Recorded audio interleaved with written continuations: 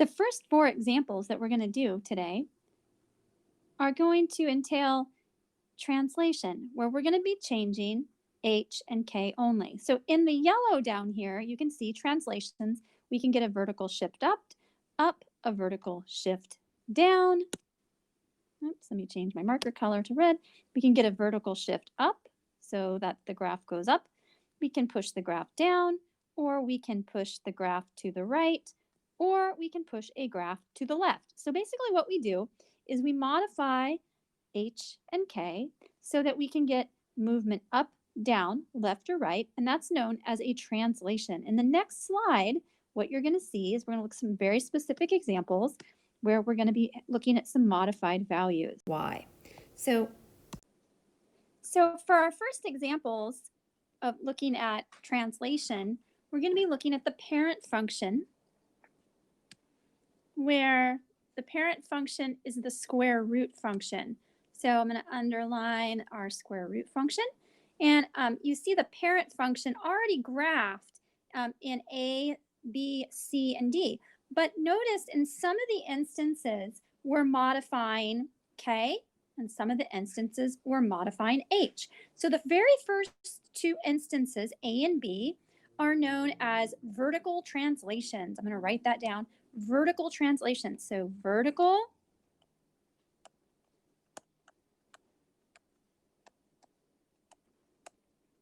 translations, because we're moving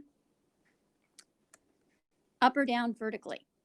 So it helps to begin identifying some key points on the parent curve and then moving those specific points up or down in the vertical translation. Now, how do you know it's a vertical translation? K is the symbol that we're using in our function for vertical translation. And so if you take a look at the parent function, you see the whole function. The parent function is the square root of x. If you append on the end of a parent function, if you append a value, you see it right there, I just highlighted it in light blue, that is the location of k. Anything appended to the very end of a parent function, we refer to it as k. And notice that k is positive. So it's positive 2, which means we're going to shift the graph up 2. So we begin by taking some points, and I'll do it in green. We're going to highlight the origin, and that point at the origin at 0, 0, 0, 0 is going to get moved up. In fact, I'm going to change to red. I don't think I like the green. Is going to get moved up 2. So it's 2 in the vertical direction. Your y coordinate is your vertical coordinate.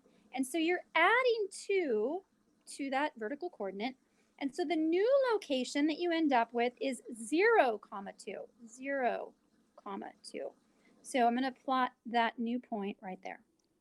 Then I could pick another point. Maybe I pick 1, 1 is on the graph. Okay, so 1, 1. So go back to green. There's the point 1, 1. So I have 1, 1, and I'm doing a vertical translation. Here's my value of 2. So I'm going to add 2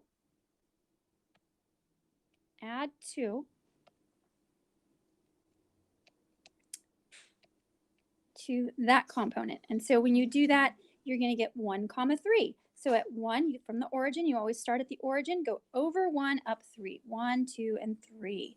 So there's another point. Now we're going to do one more point before we move on to B.